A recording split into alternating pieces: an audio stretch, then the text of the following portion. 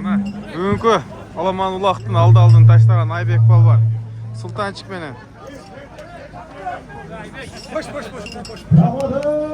Barakende Ayberk Palman gelip tutan. Barakende Ayberk Palman'dan bozuldu. Allah'tın boş baygazın taşlagan Palman. Doğu kendine onu. Sadırvay Baylökmet'le araştı. Bolda Cellay'ın Palmanı, Caş Palman. Ataklı Palman, Kazıbek Palman'ın balası. Bugün Kalamallıktın lideri. Bugün Kalamallıktın şampiyonu. Ayberk Palman! Aslında evet Rahmancan'dan Astilbek atamızın Pakaleçki Sultançık degen atı veren var ki Ayberk Palman oldu maşallah Ayberk. Sülödüm bak sülö koyukan sana söz vermeye kaldık. Assalamu alaikum zaman.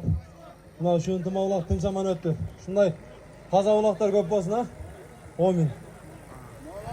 Rahmat tuğanlar bir gündü dostluk aylık öttü taza oldu tateş. Allah tukam. Ayıstagandayız, kutuktayım. Evet.